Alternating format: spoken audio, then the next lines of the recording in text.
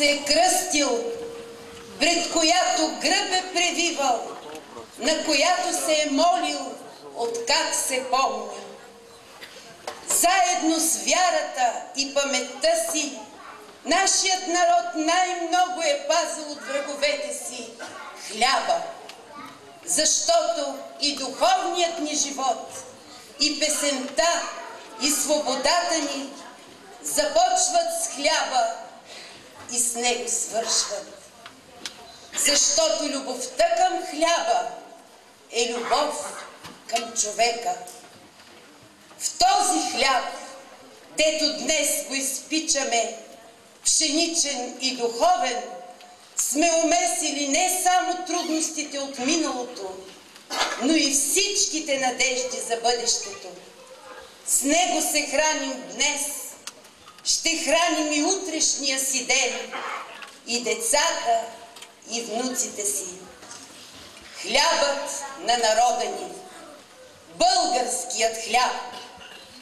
С любов и вяра прекланям се пред тази земя, родила го, и помня на дедите ни завета.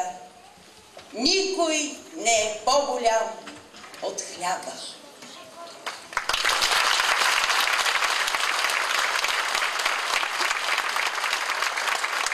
Коледният концерт представиха прекрасните малки и големи танцори от детски фолклорен ансамбъл „Българче“,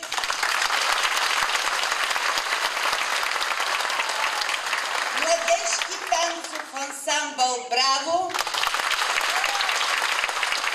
и оркестрантите Желязко, Боби, Стайко, Чавдар, Калин и Голян.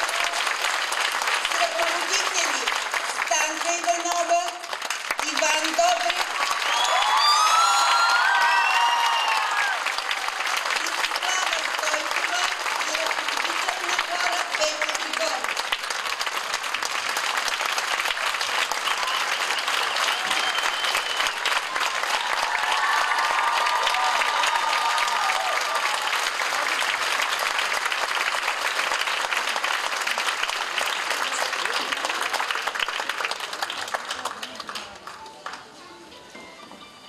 днес гости на нашия коледен концерт бяхте вие, Мария Григорова, председател на Общинския съвет Сливен,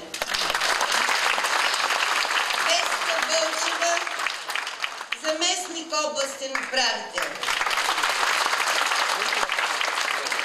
Стела Костова, председател на Комисията по култура и вероизповедание, общински съветници, ръководители на фирми, наши родители, всички вие, наши спомоществователи и приятели.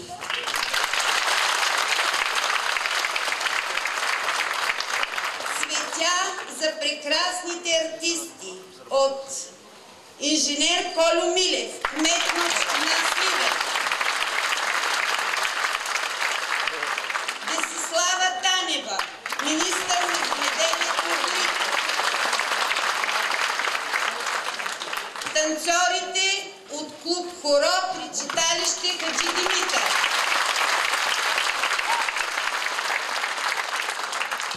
цветя и картина за ръководителите Станка Иванова и Иван Добрев от децата ансамбъл „Българче“.